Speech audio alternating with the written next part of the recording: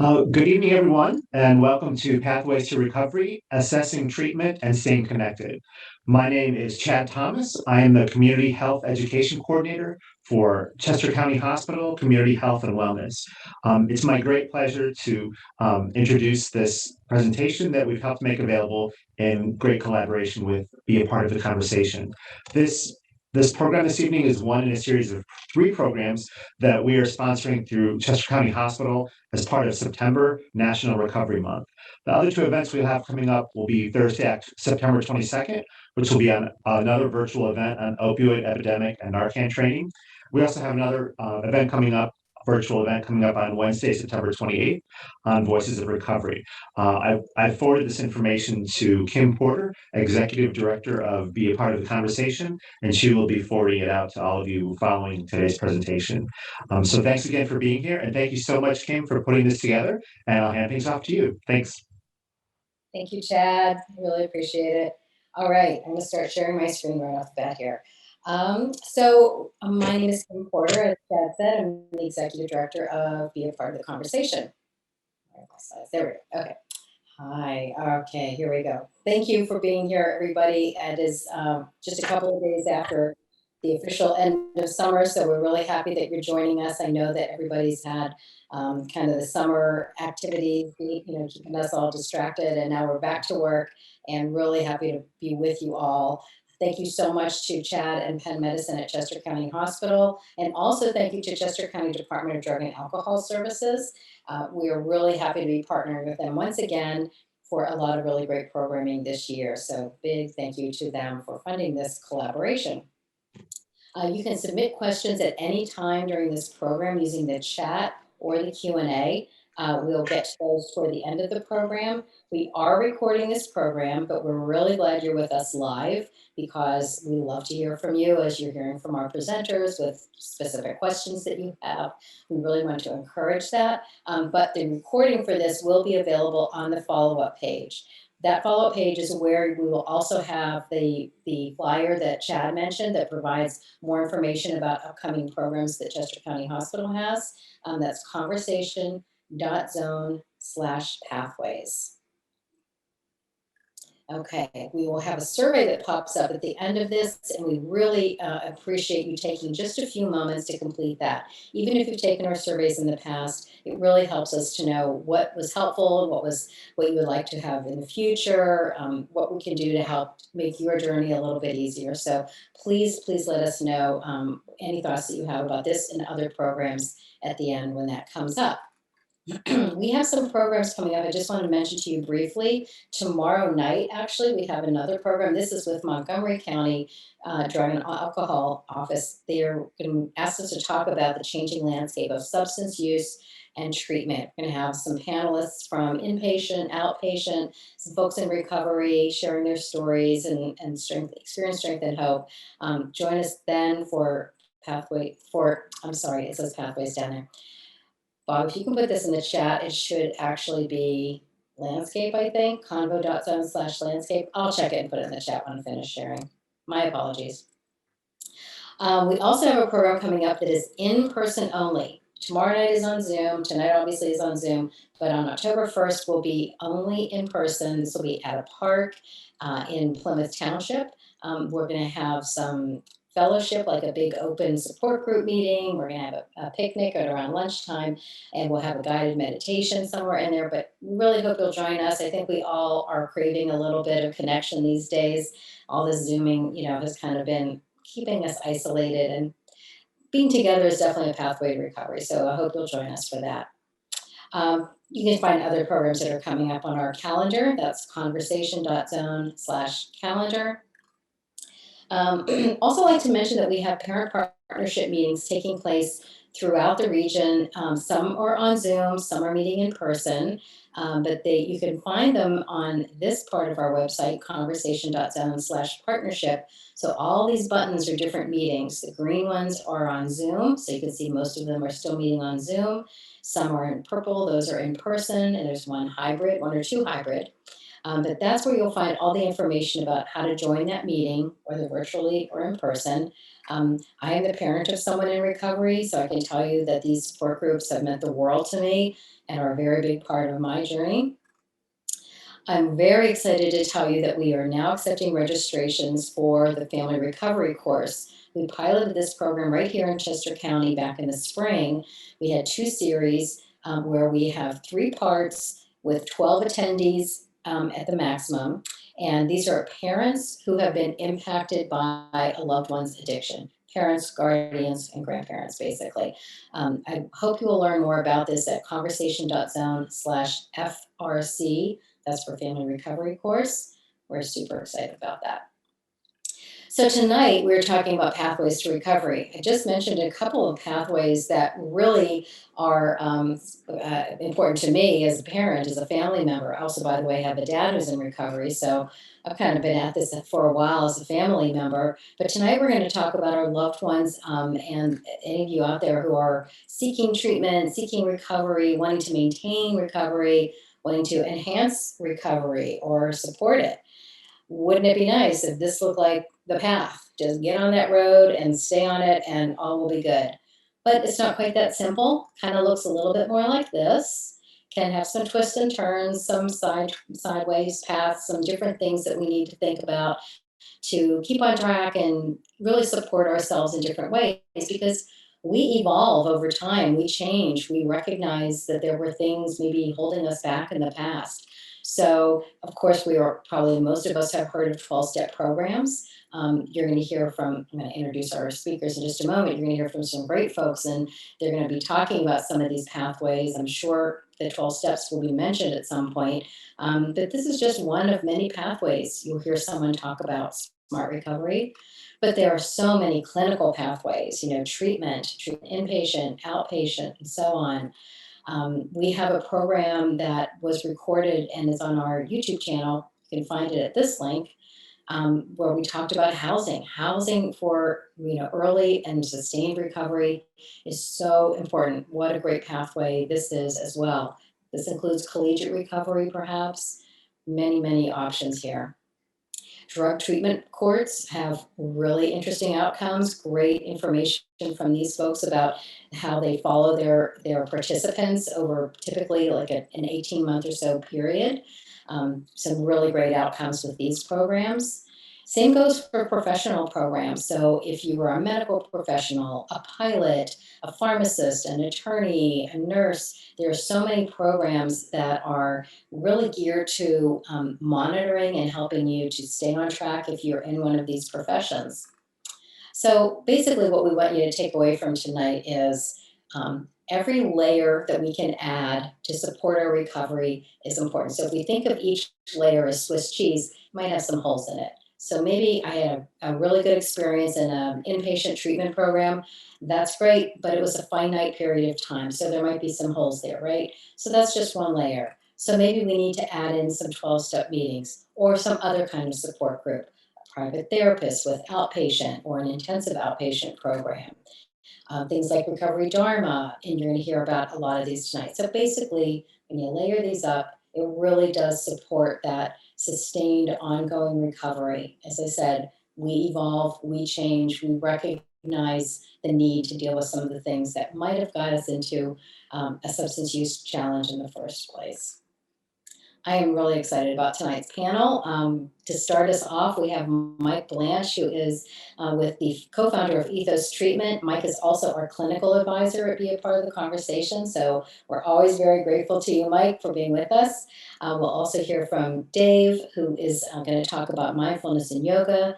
Jane, as I mentioned, will talk about smart recovery, and Jim is with us to talk about some support groups, some programs that are for agnostics and atheists that he has some experience with. So I'm going to turn it over to you, Mike Blanche. Thank you so much. Kim, thank you so much. Chad and the Chester County Hospital, thank you for hosting this, as well as Chester County. Kathy Coley, who I see is on the call, so I appreciate. I am going to give one shout out to the person on the call. So Kathy, thank you for coming tonight. I really do appreciate it. But Kim, for those people who don't know, be a part of the conversation. Kim and Bob do so much for prevention and education and understanding about the complexity of substance abuse and how it isn't an either or. I can't stress enough. I'm going to start with that statement. I'm going to end with that statement that recovery isn't either you're going to go to Dharma recovery or you're going to go to 12-step recovery. There is an option today for you to engage in and really get into a comprehensive fullness of recovery, so it doesn't have to be just one path. There are multiple ways to get sober and really remain a person in long-term recovery. For those people who don't know, I've been directly providing substance abuse counseling and clinical for about 26 years. I've worked at all levels of drug and alcohol treatment. And I was asked tonight to talk about treatment as a vehicle, as a way to get sober, but also to connect to people to stay sober. There are some individuals that struggle connecting to, ultimately, my goal as a clinician is to connect people to appropriate safe spaces for ongoing recovery, like the fine folks we have here tonight from Smart Recovery, 12-step, Classic AA, NA, but also to Dharma recovery and to yoga and other self-care pieces. And so when it comes to dealing with substance use disorder, it is a substance use disorder. There's somebody correcting me already, that I appreciate that we're faced with the complexity of, again, an individual with usually 87% of young adults especially have a secondary mental health issue. And it comes to us, and people come to us with multiple issues, multiple mental health.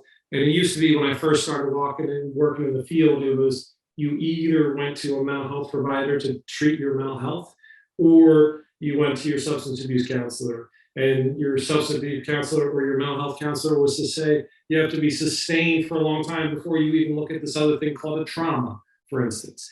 And there was this kind of either or approach when I first started providing clinical services.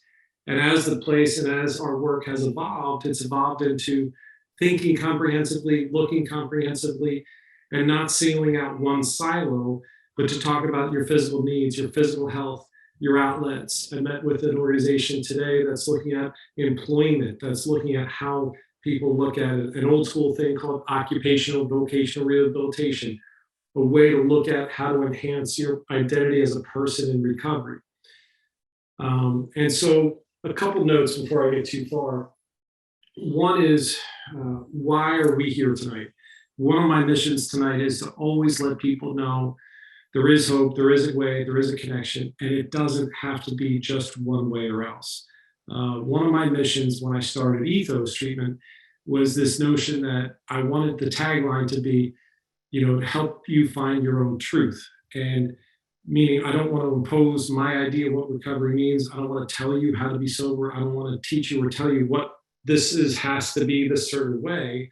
I wanted somebody to help be free of substances, be free of mental health, be free of these things that interfere with our full functioning, that interfere with our full engagement in life. And so my co-founders didn't really like it because it was too wordy. So our tagline is helping people to help people. So we focus our energy on helping therapists do a great job so that they can do the work that they need to do, just as a simple sidebar note. So what does it mean to be involved and engaged in therapy? To be involved in therapy, like Kim had that amazing list of therapeutic approaches, we're evolving and getting more therapeutic approaches on how we look at it, how we talk through with people. One of the core basics that I did the most research in was a thing called motivational interviewing. And the core of that is basically respecting an individual where they are and meeting them where they are in their timeline, their own understanding, their own growth, their own insight. And so when I meet someone where they are in their timeline, I have to respect where they are in their own functioning, denial, or resistance to care or change. Most people come in not saying, I want to change my entire life, walk away from all my friends, or get out of isolation and face all my life responsibilities tomorrow. No, most people come into treatment with a lot on their plate, and it takes a lot to get to. And what intensive outpatient therapists do while people are living at home or in a recovery house or in a structured house is to help them face the realities on a daily basis, to help them reframe, recalibrate, and kind of repair how they see themselves in their life and in their mission and in their work. And so when it comes to cognitive behavioral therapy is one of the cores. Dialectical behavioral therapy, how we talk to ourselves and how we sensitize or desensitize the world around us, how we work within the context of the world around us. And so there are levels of treatment that are options. I met with a gentleman earlier today that he is planning to go to a residential care tomorrow because he really needs to get away. And what does that mean when I send people to residential care? Residential care are for people that really can't stop using on their own, need a safe environment to get away, have a spot to go somewhere to get medically detoxed, managed through a detox process, and maybe their use pattern is such that they need multiple interventions to help monitor their physical health. And then to really unpack a residential stay out of their home environment, maybe some toxic relationships or toxic work relationships, to get them out of their day-to-day environment, to get an unpacking look at how to kind of move through this thing called recovery. Residential care is the most acute level care. Some are 30-day, 45-day, 90-day length of stay. With adolescents and young adults, some people need to get away for a lot longer care, and that would include an educational variety and educational support to make sure that they don't miss their educational responsibilities as students, as we're kind of getting back to school this week. And when it comes to adolescent, young adult care, especially, but also with adult care, it's getting good psychiatric care, it's getting a good psychiatrist, it's getting a reevaluation of medication. And one of the list of topics even before tonight was medication-assisted therapy. One of the questions was, what are the takes on, what are the thoughts on Suboxone? And Vivitrol, Suboxone, Subutex are all viable ways to help support people in recovery. The complexity of the fentanyl, the real opiate epidemic of fentanyl today, and fentanyl is everywhere. It's not just in opiates. People lace fentanyl in other substances, and we're seeing that across emergence across the board.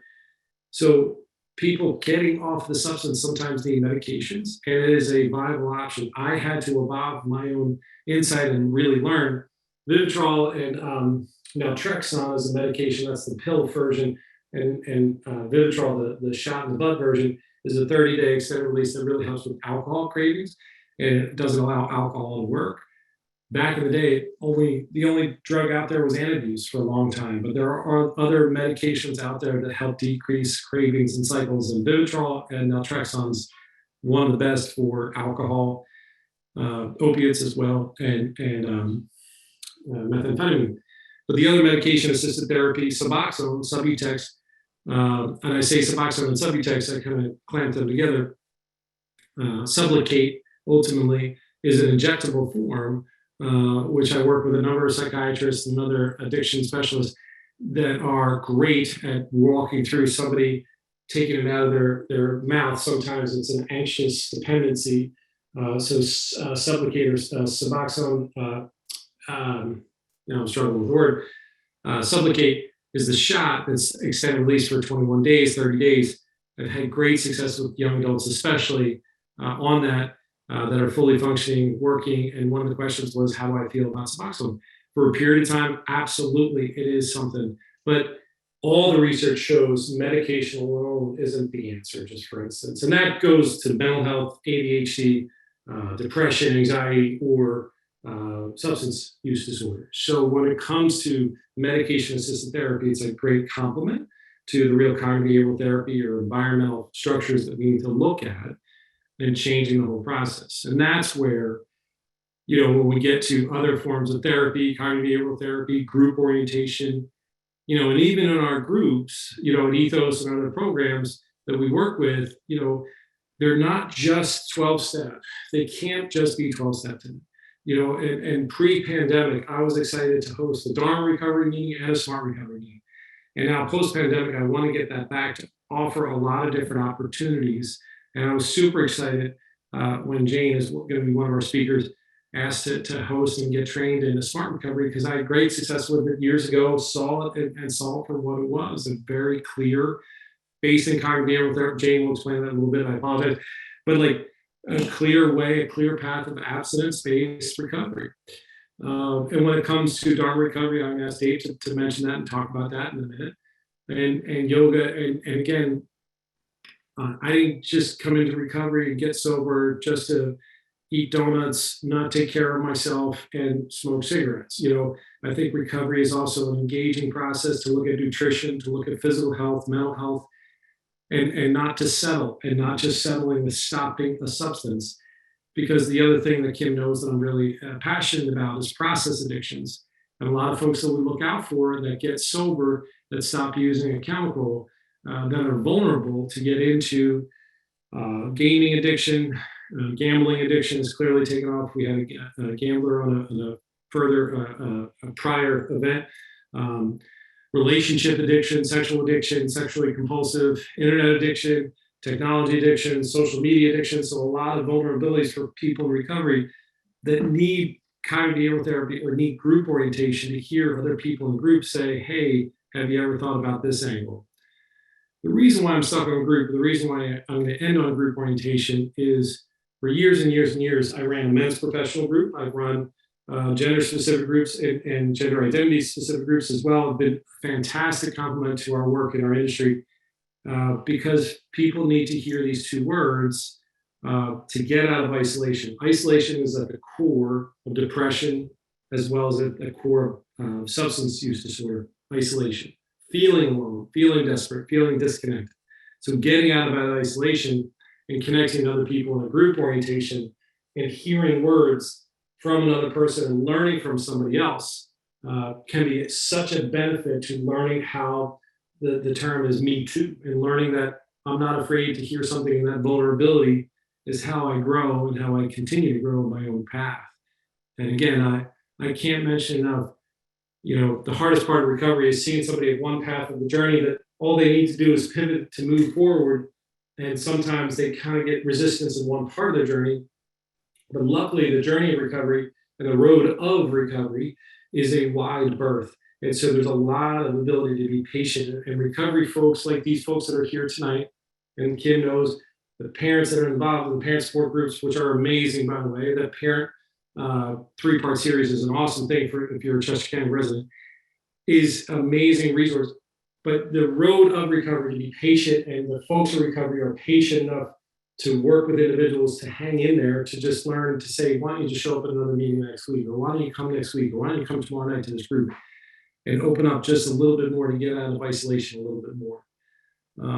I'm also a big fan of looking at recovery as a turtle's journey, as a slow journey. And I don't want to be a fast person in recovery. I don't want to be somebody that just gets quick, too well. I want to be a person in the process of continuing to grow. And somebody told me you're either going to grow or go back. And my goal is for people to continue to be open to grow. And that evolution that Kim talked about, I hold truth in my own journey, my work, is to continue to evolve in this complexity of substance use disorder. It is by far the real toughest years in the last 3 years due to the pandemic, due to the isolation, the marijuana misinformation, the alcohol sales that went up 15%, the opiate deaths and the overdose that have gone skyrocketed over 108,000 last year. These are real critical times that I am hopeful tonight that we can cast a wide net for people to understand, people that are on this call, to hear that there's multiple ways to get there. So with that, I'm excited to share a couple of people in front of me. So I get the opportunity to key up our first speaker tonight, Dave. I asked a huge favor. He can't teach his yoga class tonight, and I appreciate you getting out of teaching yoga tonight. So I wanted Dave to tell a little bit of the story, a little bit of his path to be a person in recovery that uses Dharma and yoga and all that physicality. Is that okay, Dave? Is that all right to go? So yeah, all right, I'm great. ready to go. All So yeah, right, thanks for inviting me to come and share a little bit of my story. So I am a mental health therapist, and I actually work at Ethos. I run the IOP there, and I also identify as a person in recovery. I haven't really shared much from my personal experience in a while, and usually as a clinician, I don't do too much of sharing from my personal experience. I usually tend to use different therapeutic modalities when working with clients. And then every once in a while, you do utilize personal experience. But I'm going to utilize a little more of my personal experience here tonight. So I liked a lot what I saw and that sort of pathway that Kim presented, because interestingly, it was very similar to what my pathway looked like. So I came into the recovery world around a little over 11 years ago. And I came into it through a treatment center called the Karen Foundation, which I think some people are probably familiar with. It was actually the first place I ever took a yoga class. And interestingly, I'd always been familiar or interested in yoga prior to, and it goes back to being a teenager. I was really interested into Eastern philosophy. The things that I saw that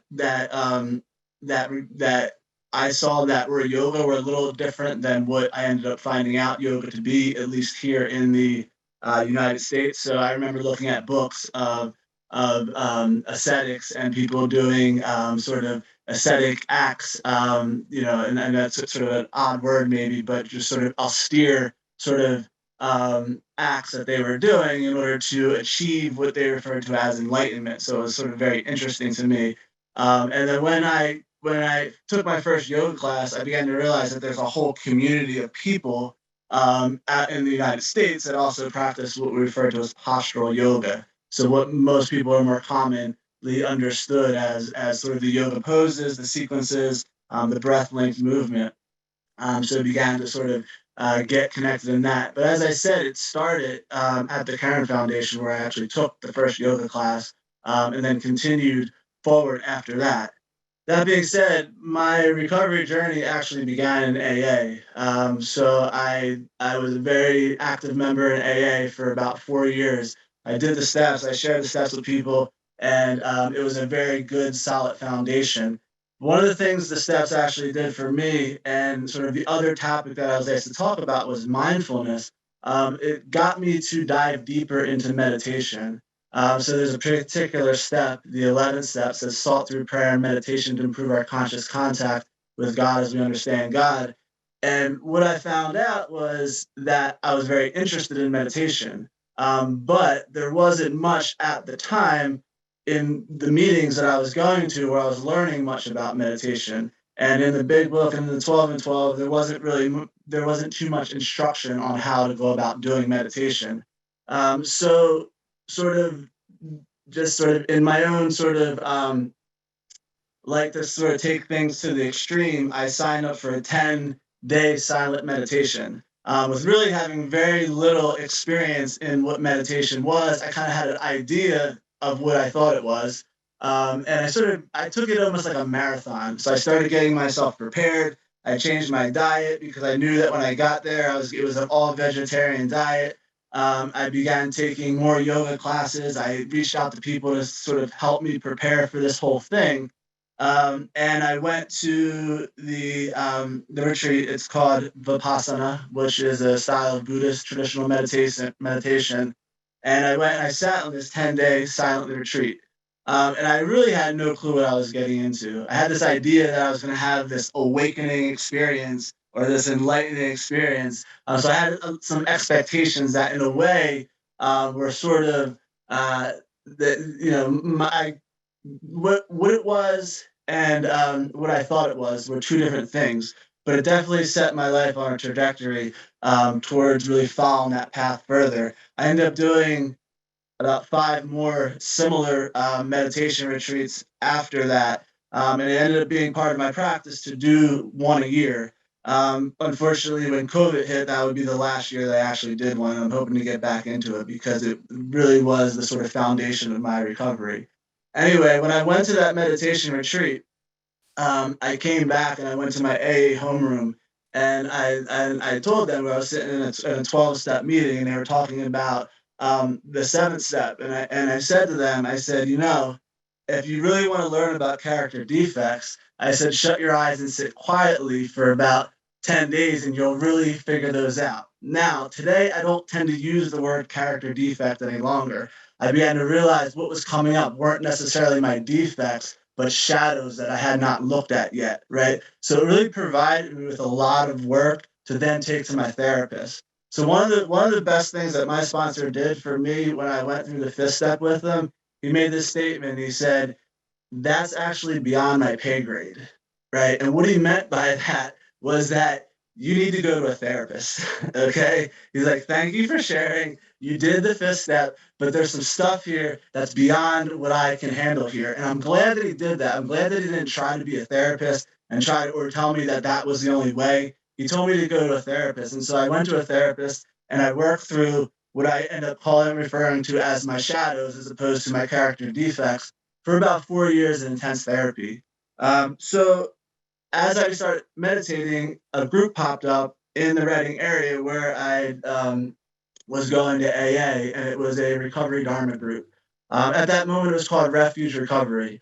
And so I began getting involved in that community as well. And as I began getting involved in that community, I sort of shifted from AA into that community. That being said, I never stopped doing the step work. I made my last amends in AA last year, right? And it was an amends that I've been holding on to for a long time. And I hope that I'm not speaking too much language that, is just recovery jargon. But that being said, I never stopped doing that. So part of it was like I done that step work, I stayed connected with my sponsor, and I knew that there were still pieces that I had to put into place.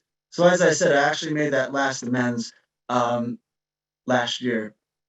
At the Recovery Dharma program, what I began to learn is that there's a community of people that get together. The way that the meeting begins is that you sit together in a 20-minute meditation. There's reading. There's similar stuff that's similar to step work, and it's a fellowship of people who come together in a common cause. Now, the interesting thing about Recovery Dharma that's a little bit different than AA is that it's very inclusive. So this is an explicitly Buddhist oriented program. And so in the spirit of the Buddha, who at his time was a sort of revolutionary or a radical, he opened up his monastery to everyone. So in that system in India, there was a caste system, right? And only people from a particular caste could actually practice in the monasteries or become monks. It was also an only men's thing. The Buddha opened it up to everybody, right? He did not see caste, he did not see gender, and he allowed everybody to come in and practice the Dharma and become nuns and monks. So in the same way, the Recovery Dharma in the spirit opens the doors to all people in all sorts of recovery, including what Mike talked about as process addictions, right? So in some of their literature, it'll say, whether it be for gambling, whether it be for sex, whether it be for shopping, whether it be, all these different process addictions, substances, or, etc. This pathway is open to all. Now, one of the things that I think is similar between the ultimate goal in yoga, the ultimate goal in 12 steps, and the ultimate goal in Buddhism is actually this idea of awakening, right? If we want to be really clear about what the solution in the 12 steps is, the solution in the 12 steps is a spiritual awakening, right? And it's important that we know that it's a spiritual awakening, and through that spiritual awakening, we go and help other people, right? The Buddha very much taught a path, the Four Noble Truths and the Eightfold Path, which also leads to awakening. Similarly, within AA, there is an Eightfold Path, which is taught by a individual named Patanjali, where the end goal on the eighth step is also this idea of awakening, right? So the idea of awakening is not necessarily foreign to recovery. It's actually the solution in recovery. But then we say, well, what is awakening, right? What does that mean to you, right? And in AA, obviously, they define it in particular ways, and they kind of simplify it in a way and say it's a psychic change, right? It's a psychic change where you begin to see the world differently. One of the things that I might suggest too is that it's a remembering, it's a recalling, it's a recovering, right? If you think about the word recovery, that implies that I lost something along the way. That implies that I had something at one point and then I received it back. And if we look at the word mindfulness, mindfulness comes from this Pali word, which is the language of the Buddha, sati, S-A-T-I. And this word sati, when we translate the word, it translates to remembering, recollecting, recalling, right? So through these practices, we remember an aspect of our identity that has been lost along the way. And I think that that's sort of the link to how trauma also links to addiction. There's many people who talk about the fact that the underlying cause of a large percentage of addiction is trauma. And in that moment that individual experiences trauma, an aspect of their identities, substances, behaviors are a solution. And for many people, in the beginning, the solution actually works, right? It relieves the suffering that they're experiencing. That being said, what often happens is that that solution that worked initially ends up turning its back on the individual, right? And in that moment, when the solution that felt like it gave some relief in the moment now comes along with consequences. It comes along with isolation, as we spoke about before. One of the things that really comes along with, and I think Mike and Kim sort of hinted to this or also said this in another way, it disconnects us, right? It disconnects us from ourselves. It disconnects us from our community. It disconnects us from our higher power. It disconnects us from our family.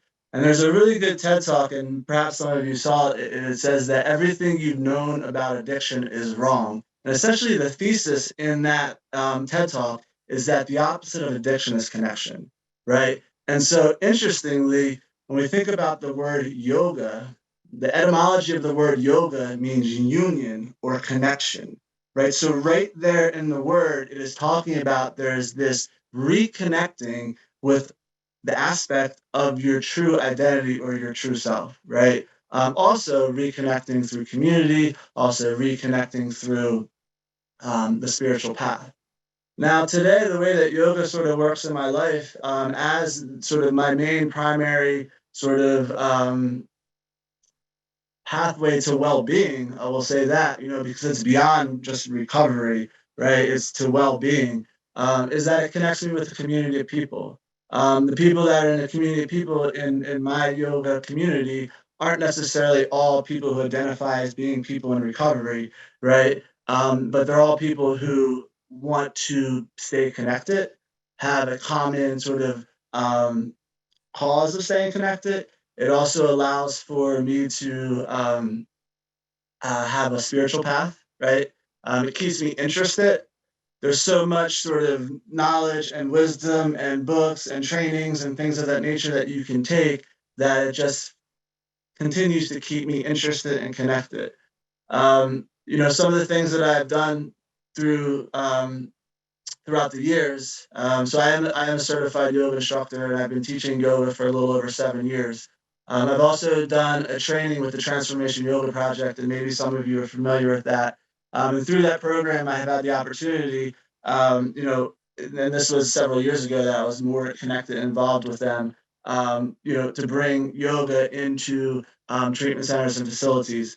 And actually, for about 6 months prior to working at Ethos, I was a primary therapist at Eagleville Hospital. I worked on the acute unit, but my final sort of role there was actually as wellness therapist, where I was the on in-house yoga instructor and wellness therapist, where I taught yoga to a large amount of people. I ran 7 yoga classes a week for 6 months when I was there, and interacted with a lot of people. And through those interactions, I received a lot of sort of anecdotal sort of feedback as to how the actual yoga experience in the treatment center actually helped the individuals who experienced those. And some of the things I remember with talking to some of these individuals was it just felt as if all of my tension in the body just dissolved, right? I felt at peace for a moment. I felt relaxed. I felt connected, right? I didn't realize that I had this strength, right? One of the things about yoga is that it helps us harness the strength that we have physically. So then we sort of use that as a metaphor to utilizing that strength off of the mat, right? So those were some really awesome experiences. Sort of the way that I utilize yoga today. I continue to teach yoga to the community. So as Mike said, I teach yoga on Wednesday evenings at 6:30, and this class has been running for several years. And I've been consistently doing that, but also in my own personal practice, and that is sort of the glue or the sort of the matrix in a sense that holds my own recovery path together. So I think I'm at time there. 6:40. You're right on target, Dave. Thank you so much. Yeah, I know we could talk a lot, and I have a bunch of questions for you later on in the session. When cool. we come up to other questions. And P.S. for the participants, I've seen a couple of questions. We will definitely follow up with some of the questions, and just let you know if you have more questions, please feel free to put them in if you want to not remember, but know that at the end of tonight we will host time for questions and answers. So next up, I get a chance to say that Jane, I so appreciate you stepping up and being able to participate tonight. Jane came to me about a year ago to talk about maybe hosting a smart recovery at our meeting office in Westchester. And you waited until you had the right crew, the right people to support you. You went through the training and everything else. And now, you're not just hosting one, you have 2 meetings going on in our center, and we're super excited to host you. So please, Jade, if you could tell a little bit of your story and a little bit of what smart recovery is to you. So thank you. Sure, Mike. Thank you. Thank you for the introduction, and hello, everyone. My story spans a few decades. So, and I have, looking at the screen here and everyone's face, I have used a little bit of everything that's being presented here tonight. Dave spoke to mindfulness and yoga. I have a dedicated yoga practice that I do. I am very kind of religious about. I practice meditation. I have used AA in the past. I have used Dharma, and I use SMART. I use what I need when I need it. So I keep my toolbox as full as possible. I found out about SMART through my IOP when I was an intensive outpatient. And one of the other group members had learned about it out in California. We talked about it a little bit. I was very curious about it, and then pursued the facilitator training. We started the meeting over at Ethos on the first floor. And we have 2 meetings. We have a Wednesday night meeting at 6, and we also have a Saturday meeting at 10 o'clock. And just to give you a brief overview of SMART. So SMART stands for Self-Management and Recovery Training. It is a holistic approach to treating substance use disorder. And it's built over a 4-point program that focuses on building and maintaining motivation, coping with urges, maintaining thoughts, feelings, and behavior, and living a balanced life, which is really the ultimate goal. And it uses a couple very well-researched practices. It uses CBT, cognitive behavior therapy, which has a lot of research and a lot of success with dealing with a variety. It's been used with depression, anxiety, addiction, and we could go on. It also uses REBT, which is a rational emotive behavior therapy. So a rational emotive behavior therapy looks at confronting those irrational beliefs that we often have about ourselves, about others, about the world. And SMART uses a pretty standard format, a meeting format. So the meetings with SMART, maybe in contrast to some of the other programs, SMART meetings really, we don't want them to go above maybe 15, 16 people because of the nature of the format. The meeting begins with a check-in, and the check-in and we sit in a circle, folks sit in a circle. Then the check-in consists of each individual stating just their first name. SMART does not use labels such as alcoholic or addict. We avoid those. They just person introduces themselves by their first name. The check-in is simply perhaps what brought them there that night, where they are, how their week was, what's on their mind. And can last anywhere from 2 to 4 or 5 minutes, depending on how many people are present that night. After we go through the entire circle, then we get into a deeper group discussion that may or may not be based on some of the conversation that was shared in that check-in, so that we can use the tools, and that's the first time I'm using that word with the SMART. So SMART uses a variety of tools to assist an individual with their recovery. And it also uses, I'll get to that in a moment, it also uses crosstalk. So it is encouraged for members during the meeting to, when someone shared, to ask questions, to offer insight, to provide feedback, to be a little bit curious about that. So it's a very interactive meeting format for the group. And I will say, a lot of people may initially come to SMART because it is secular in nature, but they end up staying because of that interactive format and getting to know the people within that group very well, as a mutual support system for them.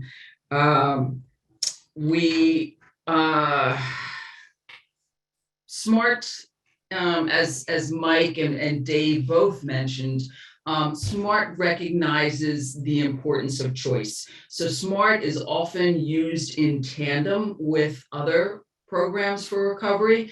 And they are very much that one size does not fit all. So it's what is working or what works for an individual. And that's where they are at with that. They also recognize the need for professional help if and when that comes up. So it is not considered in any way group therapy or professional in that sense, but it does recognize the need that an individual may need more intensive help on a professional level. I spoke a little bit about, or I just mentioned the word tools as far as SMART is concerned. And I'm not going to get into these tools at length, but I just wanted to mention some of the things that we do use through the course of the meeting, because it's about changing behavior. It's about changing the way we think, because what we think then becomes an action. I like to use this example. You know, when I was a little kid, I remember going to the doctors and he would hit my knee with that little metal thing, and then my knee would pop up. I thought that was the coolest thing in the world. So that was an automatic reflex. Well, picking up a substance, a drink or a drug is not like that.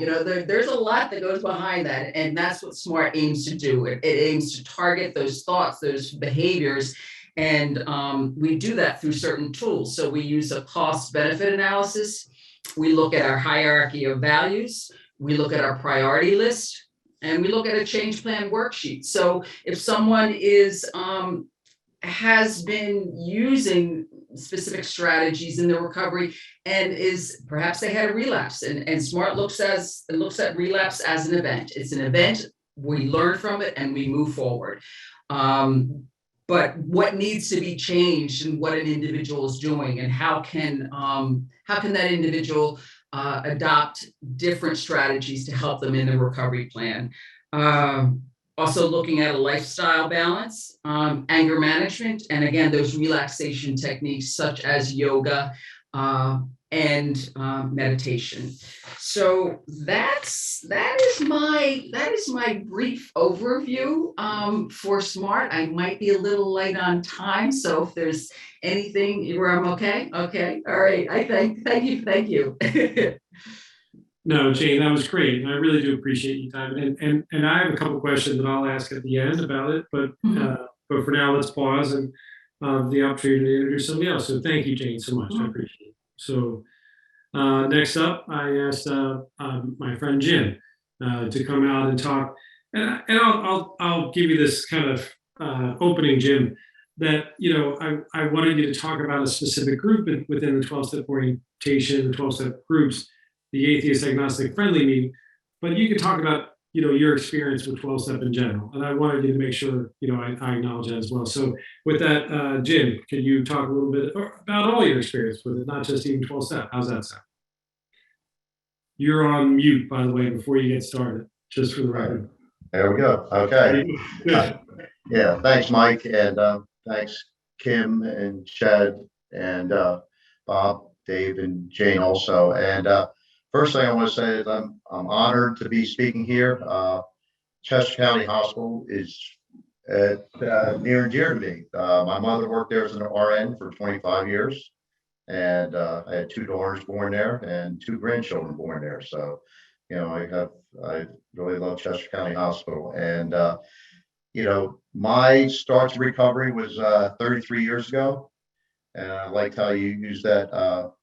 Not a straight line. It's many pathways to getting sober. I have not stayed sober from the first day, but I've always been a member of AA or very close to it. And,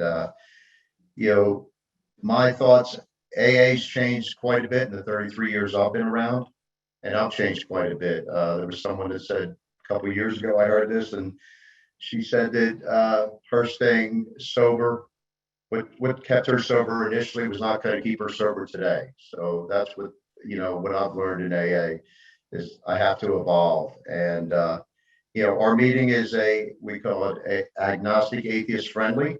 And what that basically says is we want everybody to feel welcome. And, as society has changed, a lot of people have issues or problems with the God or religion in general. AA is not supposed to be religion. It says, in our preamble that we neither endorse nor oppose any religion, and the requirement for membership is a desire to stay sober. And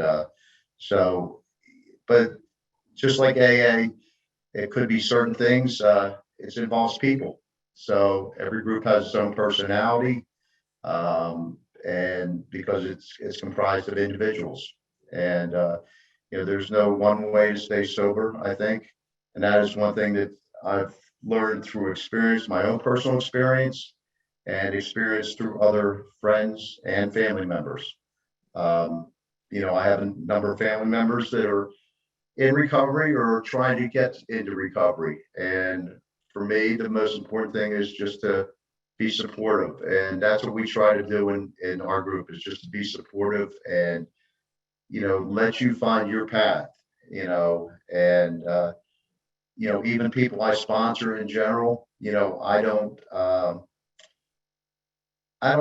tell them that you have to search and find your answers through many people. And, the other versions, Dave mentioned the yoga. I have a number of friends that are very involved with that. I know that helps them a lot. And, I'm also a big believer in therapy. And we did talk about medication earlier. And I think back to when I first walked into the rooms, medication was not looked upon very favorably back years ago. That has changed. And not to say that there aren't still people that have those opinions that from many, many years ago. But what my experience has taught me is, you just keep going until you find what works for you. And I've also, like I said, AA, some people will start in AA and then evolve to other things, and that's great too. Whatever works for you to stay sober. And I did go to an inpatient rehab, Miramont, and when I walked out, the way I found AA was I went to a meeting, and then a guy met me there, and then he said, "I'll give you a ride to the next meeting." And that guy's still a friend today. And same with a lot of those other people that I met years ago. And it's that's the one thing I've learned is, for me, it's the fellowship and the connecting with people. And it's not just the meetings, it's the things that we do afterwards. It's reaching out and trying to help other people, or when I need help, maybe making a phone call. And I learned in the very beginning it was just as important to reach out and help other people. And and it can be just listening. That's a lot of times what it is. It's listening. It's not giving answers. And I think it was David that mentioned earlier, he said his sponsor beyond pay grade. I've had the experience of sponsoring a number of people over the years, and I tell them right from the start, I said, I'm not a marriage counselor, I'm not a financial advisor, I'm not a lawyer. I've had those issues in my life, but when those issues arise, I always tell people, seek professional help. And that's the same with a therapist. What AA is about it's one alcoholic helping another. And our group kind of evolved. Our group has evolved over the time. We've been around for about, I think we're coming up on 9 years. But we've evolved too as a group, where we try to just let you feel comfortable when you come into the meeting. One of the best ways that we seem to attract people and all that is we tend to go out and eat after every meeting. I mean, that's part of getting sober, is fitting in with other people and having fun. I mean, and the meetings, we laugh a lot in the meetings, but you get to really know people when you go out with a meal. And there's probably a half dozen guys in our group said the reason they kept coming to the meetings in the beginning is they like going to dinner. Well, they kept coming to dinner and eventually kept staying around for the meetings. And, now they've been long-term members. And, I'll talk a little bit about the literature because some people very, they get upset about the way things are written we call it the big book, the Alcoholics Anonymous. And, AA was formed in 1935. The big book was written in 1939. So you got to remember it was written by a bunch of people that were 4 years sober. So it's really pretty amazing that they wrote that book with only having 4 years of sobriety. And, but, again, it was written in 1939. Well, language was a little bit different in 1939, and the way things have evolved, let's just say. I mean, we just recently changed our preamble from men and women to people, and some people are just losing it over that simple words. Now, it's fun to hear the conversations, but like I said, you have to just, you can't, you have to learn to accept things, and that's what a lot about recovery is about. It's just acceptance, and realizing that, what, I'm not always going to get my way, and that's as an individual in my daily life or as a member of AA.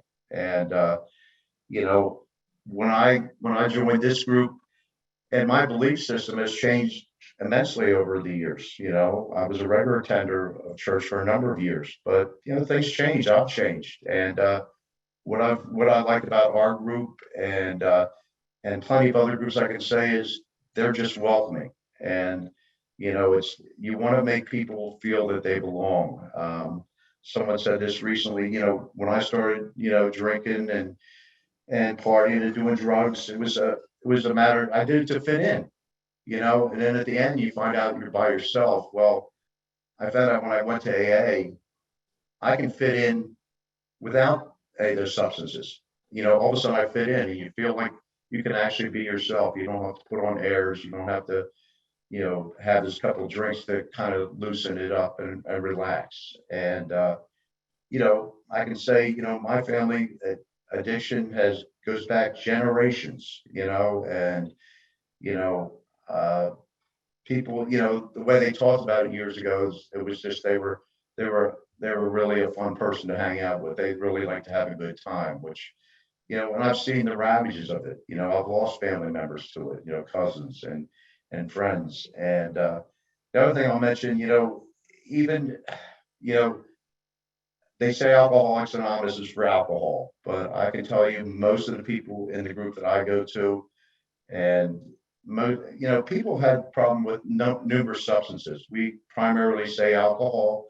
People use other terms now. I mean, the one thing they called it dry alcohol or dry goods or whatever, just with those terms, because some people get upset about that. But I think AA has evolved as a whole, and we are much more accepting of that. It's the same with medication, with therapy, all that stuff, and that's not to say that you're not gonna have people once in a while come up to you and tell you the way you should do it. And you know, when we start out, when I got out of rehab, and it's still the saying that they tell you to go to 90 meetings in 90 days. And, it initially, I didn't know what that was. I just thought they wanted to just take up all my time, but what I found out, and I heard this, I forget from who, but it said it takes 90 days to develop a good habit.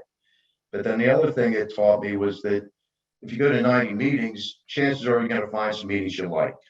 And you're going to find some meetings, I don't like these meetings. Well, don't go to those meetings, go to the other one. I mean, we're very, very fortunate where we live. I mean, there's meetings from 6:30 in the morning till 8:30 at night. And, I've lived in Chester County between Exton and Downingtown and Westchester my whole life. And I can, we have 2 clubhouses, and, there's probably 25 to 30 meetings a day within 15 miles where anybody lives in central Chester County. So we're very, very fortunate in that way. And, things, I think that's what you have to just, when you think AA, and like I said, I'm representing AA, the 12 step, but again, it's my experiences. None of us speak for AA as a whole, but we all have our own experiences. And, that's what it is. It's, we talk about experience, strength, and hope. It's my experience of getting sober, what I did to stay sober, and what I'm doing today to increase my sobriety. And, I'll just touch on the other things that, Mike and the other people have mentioned is that recovery involves much more than just going to meetings and not drinking or not doing other substances. It involves building a whole life. And I can say for me that AA has opened up plenty of other opportunities to me. It gave me back the stuff that I kind of turned my back on years ago. And, by being sober, I'm able to make the right decisions. And when I make the wrong decisions, I'm not going to beat myself up over it. I'm going to learn from it and move on. And, I like, whether you call it character defects or, I wrote it down, I can't find it in my notes, but I like that, some of the terminology, people get upset with now. And I think you can turn it around and find out what works for you. There is no one way. And I think that's what this whole thing is about. And that's the other thing that excited me, when Mike asked me, and, I was talking to my daughter earlier, and she's a person that's clean for 15 years. And, we've talked about this many times, and her experience was in NA, but, we had very, very similar experiences where it's about, what works for us. And, I'll mention this on the other thing is like, my daughter's, just had her second child and is 36 years old, but sometimes in my eyes, she still seems like a 15-year-old. And I want to tell her what to do, but you can't. You have to let them grow up. And AA has helped me learn how to do that. And her recovery is her recovery. It's not my recovery. I'm just happy that she's clean today. That's all. I don't tell her to go to meetings or any of that stuff, but that's what I have to tell people, that's what I have to explain to other people. And, I have to live my life that way. I can say that AA's given me, I would not have the life today I have now if I didn't go to AA in the beginning. And just as importantly, when I did have those slips or relapses or whatever you want to call it, if I didn't come back. And I'm very fortunate my relapses did not last long. I knew AA worked and I came back and did it. And, this is the other thing that I think people have to learn, that most people do not stay sober from the first time they attempt sobriety. First time, whether it's in an inpatient, whether it's meetings, whether it's therapy. And, I don't wear my recovery on my sleeve, and let everybody know, but I know I've talked to numerous friends where they had kids that they couldn't understand why they couldn't stay sober. They just could not understand it. And, I said to them, I said, well, you do know most people, and I don't know what the statistics are, but most people don't stay sober from the first time they walk into recovery. And, but as long as you're alive, you still got a chance. And, it's very frustrating if you're not someone that is familiar with recovery to see that in family members or friends, but it's also, you also have to know that many, many people get it after numerous times. And, anybody that's gone to meetings for any length of time knows that people that you thought were never going to get sober, all of a sudden they celebrate a year, and then you have 5 years, and all of a sudden they're sober 10 years, and you're like, I never thought this guy would make it, or she would, they came to meetings drunk, but people do get sober. And what I like about this is, you have to explore the other opportunities. And you kind of, I think Jane mentioned the toolbox, and I'm a big believer in that. You have to put as many things in that toolbox as you can, because different days you're going to need different tools. And there might be that one tool you use once a year, but it's good to have it. So that's pretty much all I got. So that's about it. Jim, thank you so much. I really do appreciate it. And I want to thank everybody tonight. And Kim, do you want to say anything, or do you want me to get into some of the panel stuff before I jump into stuff with Bob? Just thank you. Thank you to everybody. That was terrific. I think we have a great representation of a lot of different pathways here, and even more in the chat. So go ahead, Mike. Thank you. No, and again, I thank you, Kim. And it was great how one of my first takeaways that I want to thank everybody for sharing was the fact that you all talked about the overlap. So it wasn't just Jane talking about SMART, or Jim talking about 12-step, or Dave just talking about yoga. You all talked about the integration and using every disposable tool at its finest. And that's a big deal. So again, like I'm a huge fan of everyone kind of connecting the dots to not just look at one path, one journey, one name, one place to get sober, but to look at multiple ways to kind of get this. I had a couple questions, and I want to first open up to Chad or Bob. Did you have any follow-up questions as well, or before I dive into stuff? Chad, did you want to say anything? Yeah, I had a quick question for Jane and I guess for Dave as well, and for Jim. How has COVID affected your meetings, going from in-person meetings to, I'm assuming, mostly virtual meetings for your different groups? How has that affected the integration and sharing with the people in the groups? Dave, is it okay if I go? Jim and Dave, is it all right if I go first here? Okay. Chad, timing wise, we actually started our first meeting this past April. So we started SMART when we were coming out of all that isolation. SMART does have numerous online meetings around the world. So you can hit every time zone across the globe if you want to, which is wonderful. But we started in April and we were in person and we've continued to grow, and people, a lot of the feedback that we've been getting is that people were so happy to get into an in-person meeting as opposed to, a virtual setting, just because of that connection with the in-person setting. That's great, Jane. Jim or Dave, do you guys want to go? One of the things that I always say is there's a pretty big silver lining to the idea of getting on Zoom, and that is that you can go to meetings all over the place, right? So I have a buddy who lives in Portland, Oregon, and his home group is in LA. And that actually began through COVID, because he used to live down there and he wasn't able to get down there any longer. And then when COVID hit, he just went back and he started chairing meetings from Portland, Oregon, in LA, and it gave him that opportunity. Another thing that online meetings do too, it kind of gives niche meetings, whereas that idea of an atheist or agnostic meeting, you're definitely going to get people that are doing things like that, or other sort of meetings that might be focused. I've seen on the Recovery Dharma list of meetings, I've seen meetings that are exclusive for harm reduction, meetings that are exclusive for LGBTQ, and a variety of different niche meetings that you might find that you wouldn't be able to find in a community because maybe there's not enough people with similarities or interests. Whereas on the web, you have the world, right? So you have a larger variety. So that's what I would say the silver lining to that would be. And then Jim, do you want to chime in about 12-step? Yes, I mean, I can speak to our meeting. It seems like a lot of meetings have gone one way or the other. We're probably one of the few groups around that still do hybrid.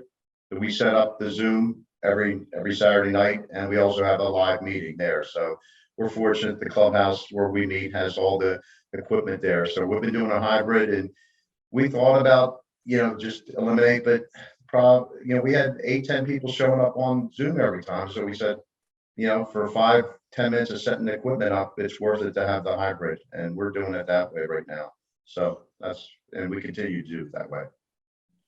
And as a treatment provider, in March 13th, I met with the state of Pennsylvania to license one of our centers. They had no paperwork, no documentation on what telehealth would look like for drug and alcohol providers. And on March 19th, we were told to go home and we'll figure it out. And literally we switched and all of our centers went into telehealth, and telehealth is here to stay. And one of the silver linings, as Dave says, we figured out groups do work really well. We were able to, curate our groups to be more specific around professional alcohol men, women's group. And so we were able to kind of take advantage of that. We still have telehealth intensive outpatient services. A lot of our providers are individual telehealth providers. But when it comes to the 12-step communities and the recovery resources like Smart Recovery, and Jim talked about with 12-step, there are so many now more online meetings available. A lot of meetings have stayed, like they have the online version, they have an in-person version. So there's a lot more availability. And I love it as a provider to help connect the dots for somebody to say they feel nervous about going to a meeting. And I say, well, can you log on and can we just sit in and you can see it and just listen? You don't have to put so it's a great entry point for people to get exposed to a lot of different aspects of recovery. So great question. Thank you, Chad. Any follows to that, or I got a bunch on the list I got to get to in 8 or 10 minutes or 15 minutes. So one of the questions, just to answer, insurance. When it comes to treatment, we take commercial insurance, but there are places that do take. Miramont in particular is Chester County's kind of spot for drug and alcohol funding, for Chester County drug and alcohol funding, emergency funding. So medical assistance and all that. You can access point for its county derivative. So like Brian Corson at MVP is the Delaware County person that you would contact if you're a Delaware County resident. You reach out to him to get substance abuse counseling. Or Miramont is Chester County. And so there are other resources within each county that we have that we can help connect to when it comes to resources. But insurance covers PS telehealth still. The insurance is recognized in telehealth and also substance use disorder and mental health. And so insurances do cover. So that's really great. When Smart Recovery and Dharma Recovery and 12-Step are free for the community, they ask for donations. They're clearly not-for-profits and really great at access points to have like no way to, or no challenge to get in and no financial challenge to get in. I apologize, I'm struggling with that word. One of the other questions or comments was using other medications, specifically psychedelic assisted therapy. I know at the VA system, they're doing ketamine research for chronic depression and mental health. And so there are researchers that are popping up regarding ketamine as a form of it, and low dosing, microdosing, and also other things. So again, research isn't out completely, but there are ways to kind of get that. Somebody nicely put in the chat, Chester County has 5 points of entry, and I apologize, who are underinsured or uninsured. And there's the chat has put it in, and hopefully Kim, you can put that in. I apologize. I just highlighted the one that I knew off the top of my head. So again, there are 5 points of access to underinsured or uninsured people for Chester County. Thank you. So, I will get, sorry, Mike, I'll get that on the follow-up page along with a lot of these other resources that you all are representing on the panel. Great, thanks. There was a great question somebody posed in the Q&A. Their child is in a treatment center and they're interested in meetings. The question is next steps to be taken after they get out and what resources, contact names, what have you. So one is most residential programs will have an aftercare department where the individual therapist will kind of make a recommendation if it's a step down to a partial or IOP or housing or that kind of stuff when it comes to a stream of treatment options. But when it comes to 12-step or Dharma recovery, there are resources that you can find online here. As Jim said, with 12-step recovery, there's so many different ones that are young adult meetings, professional meetings. So there's all different sorts of 12-step meetings. There are smart recovery meetings in Chester County, but online there are way more, and same with Dharma recovery. There's a lot more resources online. And again, my vision, my hope for tonight is your big takeaway to kind of at least resource and connect with as many as you can. So that's another big question. Have your individual child check out all of them and see which one they really like. So know that all are an option, if that makes sense. My question was to Jane first, but to all you guys to think about, Dave and Jim. Jane, you said a great statement earlier where you don't, and Dave said earlier too, like you don't stop one aspect of your recovery, you really kind of integrate it. You talked a lot about SMART. What other things, like you said, do you integrate into your daily practice, your weekly practice? What other things beyond SMART do you feel have been really helpful to kind of keep you on your journey of recovery? Yeah, Mike. So my yoga practice is very important to me. It's that mind-body connection. I have aha moments in my yoga class all the time, and getting in touch with that mind-body connection, and also being able to relax. I tend to amp or rev kind of high, so that yoga helps to slow me down, which is really important because then it helps to slow my thoughts down. And then it helps me to self-regulate better. Meditation has also been very effective for me. And again, there's tons of research on that. So it changes the neurology of the brain. I practice gratitudes all day long. I practice that all day long. I can't say that enough. That again, too, changes the neurology of the brain. And I pay attention to my thoughts. So I guess that's mindfulness. So when I see myself going in a negative direction, I quickly try to flip that and get myself on track. There's a quote that I like, and it says, recovery is like bathing. We need to do it daily. So that's what I do. That's great. Great. Dave, do you want to go next? And what are the things, like you talked about it, and I apologize, I'm trying to reframe the question a little bit, but what other things do you integrate into your daily practice or your weekly practice beyond just yoga that really outside the box that you didn't mention to me?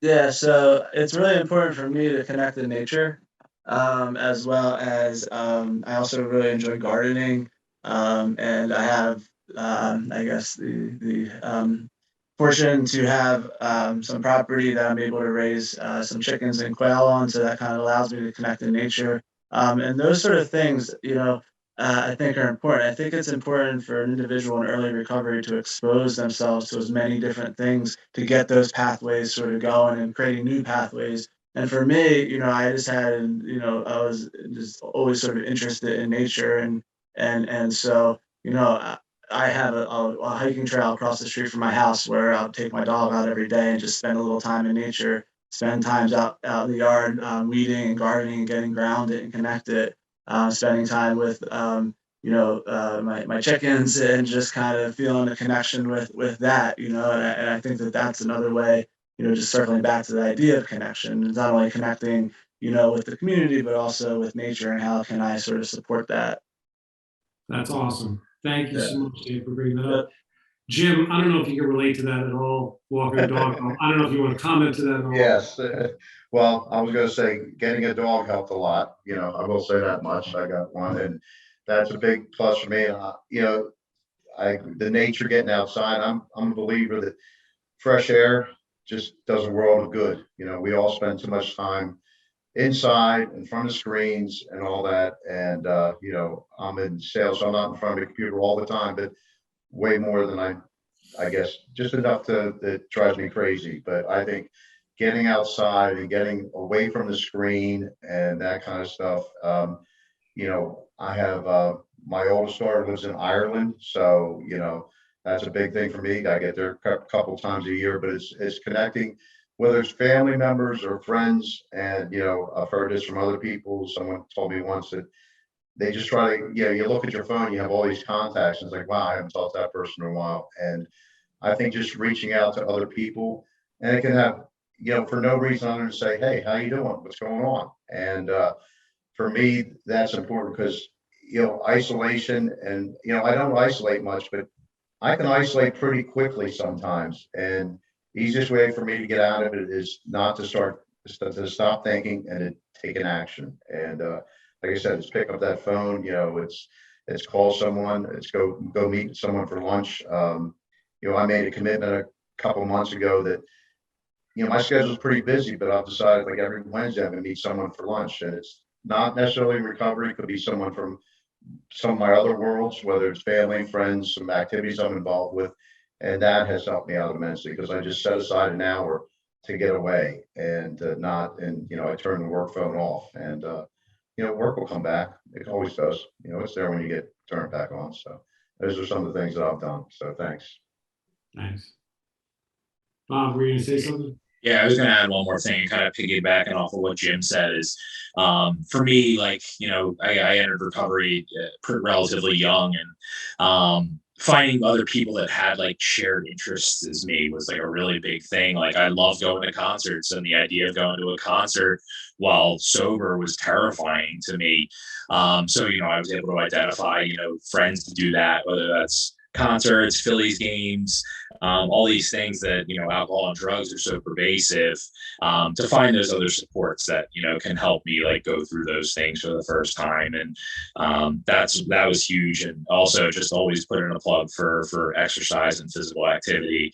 I love, that's always been a huge thing for me, is to be able to like, it's like one of the few things that shuts my brain off is going out for a long run, or lifting weights or things like that. That's always definitely things that I feel like can get underutilized at times, especially in early sobriety, because a lot of it was smoking cigarettes in diners, and those two were not really good for my early sobriety. But ended up righting the ship, and definitely still on my tool belt now. That's awesome. Can I piggyback on that real quick? Please, Dave. Yeah. So just on the concert piece, so there's a community called Wharf Rats. And so if anybody's interested in the Grateful Dead, or at one point was interested in the Grateful Dead, but feel as if you couldn't go to one of those shows because there are a lot of drugs or alcohol, there's a community called Wharf Rats, and they actually have an online presence locally, Jersey and Philadelphia, where they have a sober get together once a year, camp out, and then also meetups to go to those type of shows. And then there's also a difference. The Philadelphia Folk Fest has a several meetings a day that if you want to go to that, where you can get in. So sometimes people feel like, oh, I can't go back and do any of those things, but you might find out that there's actually communities that do that together if you just look into it. So I know Fish has one called the Fellowship, and there's more as well. Awesome, Dave. I really appreciate you bringing that up. So many musicians are clean and sober. So many music folks are trying to support each other in recovery. A Road Recovery was another organization I worked with out of New York to look out for people in recovery. So again, when it comes to music industry, the Philadelphia region started a bunch of years ago, the Sober Golf League. It got national recognition. There's over 100 golfers, trying to get sober, and golf is really associated with drinking. And now the Sober Golf League has got national reputation and recognition of popping up all over the country. Sober basketball leagues, sober softball leagues. So there's different outlets for people all the time. I don't know if you can hear my son, who's no children are harmed in this residence tonight, but I have said, but in all sincerity, when it comes to other resources and connection with community, we love doing that presentation about expression and art and writing and journaling. And there's so many ways to tap into that folk of industry, of person that is trying to just, be an artist within and getting to that connection. So I so appreciate too, you guys bring up canine companionship and equine therapy. My wife would kill me if I didn't bring that up. So equine therapy, equine assisted therapy. My wife is a specialist there. So working with horses, and there's so many venues. And my last statement I'll say is volunteer work. So many of our young adults don't know what to do when they get sober, and they think it's a 4-letter word, but I tell people every day, I found out what I want to do in my life by volunteering one day. And so you have no idea. My first job in the field was at Delaware County Hospital, and I volunteered there once. And the next thing you know, this guy said, "You should come back next week. You're good at this." And here I am, 26 years later. I can't recommend enough volunteer work to find out, to expose people to what to do in a community like Chester County has so many amazing resources of volunteer work to find out and expose them, not just to the actual job, but other people. And getting out of isolation, you all tapped into, and united with other people, you all tapped into. And so alone and isolated, people can get sober with some good therapy or some medication, but it's so much more of a resource of a community connection that you all talked about tonight. So I can't thank you enough. So I think there was one other question I do want to mention. Certified recovery specialists, certified recovery family specialists are amazing resources that we're just starting to see how that can play out. So there are certain places that have that resource already as a part of treatment. Certain programs are often that as a part of aftercare, but a certified recovery specialist has to go to a training and mentorship and monitoring. And insurance does cover it. Some insurances cover it. Some are case managers through certain insurances. Absolutely are a great resource for the individual recovery, the CRS, and for the family, as Kim talked about, with Be a Part of the Conversation. That's an amazing parent support group network, that parent portal, that amazing resource that you guys and ladies, please tap into. People tap into. The parents need their own recovery journey as well. So I want to thank the panelists again for coming out tonight, and I'll turn it back to Kim if there were other questions I missed. How's that? Thank you, Mike. Yes, and just a quick word about the CRS and CFRS. A lot of emergency departments have the warm handoff that the CRSs are very active, and thankfully some CFRSs are starting to show up in some of those programs as well. As a CFRS and as a family member who understands how we really need that kind of support, this is coaching, this is mentoring, this is understanding confidentiality and all of that. That's all part of the training, but it really is, I think, a much needed resource. Obviously, I'm biased because I get it from that end of it, but I also wanted to just mention, somebody asked about insurance coverage and treatment, but because we're also talking about family members, thanks to Chester County, we're able to fund now 48 spots this year for the family recovery course. So for family members, we have that 3-part course that I mentioned in the beginning. Conversation.zone/FRC. Learn more about it and register for some of the classes that are already posted. More will be posted throughout the year. So thank you so much for that. We've had some great outcomes so far. There was one other advanced question, Mike. I don't know if we got into how deeply have we seen xylazine penetrate the counterfeit pill market. So xylazine is a tranquilizer. On the street term is tranq. And it is making things very complicated with overdose because it does not respond to Narcan. It is not an opioid, so it does not respond well. So it's really, really complicating things, and unfortunately leading to more mortality, unfortunately, with overdose. But I don't know how much you're seeing it in Chester County. I honestly don't know the answer to that question. Does anyone have any sense of this?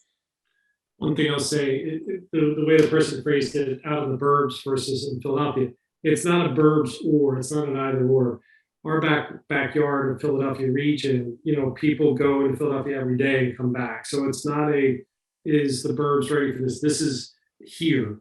It may not be showing up every day in the emergency room. I don't know if you can speak to it from a Chester County Hospital perspective, but I know certain Montgomery County hospitals are seeing a ton of it already.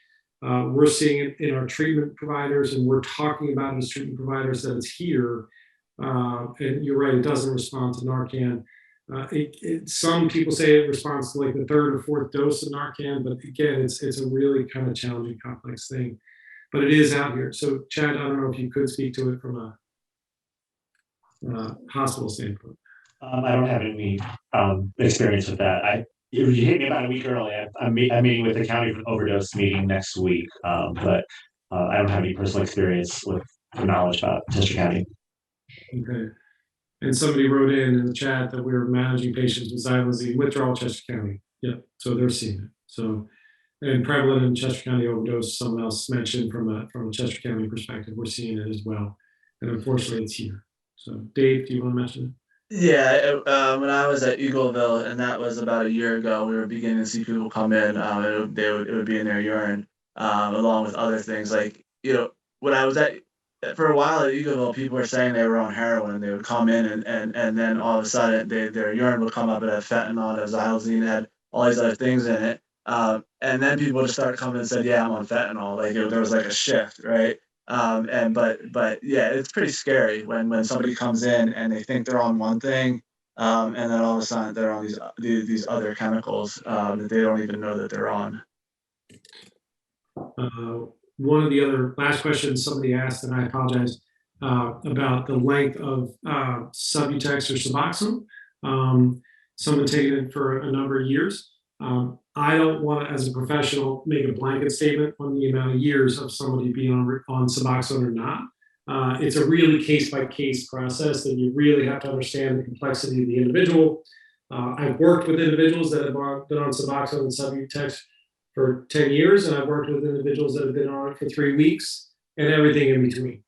It really depends on the individual. So I don't want to speak to a binary number to look at. I wanted to look, as everyone talked about, substance use disorder is a complex issue that has mental health, traumatic events, and as well trauma that needs work.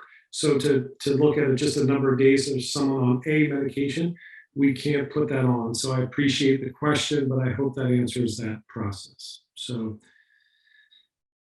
thank you. Do you guys want to review that Chester County Overdose Prevention Task Force Do you want to announce that, Kim, or? Sure, Thank you. thank you. Yeah, thank you, Kate. I am going to mention this person's name because she is the reason we're here tonight talking with you.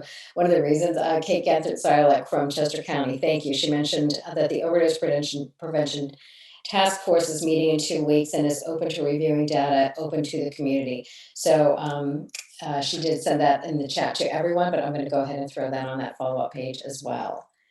One of the last questions somebody popped up.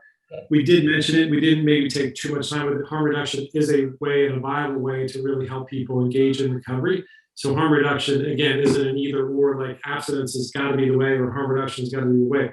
It can be an entry point or it can be a process, but it's definitely available. And absolutely, we treat it as a harm reduction approach in treatment providers' processes, as well as a lot of approaches. So yes, harm reduction is a viable option for folks as well. So thank you.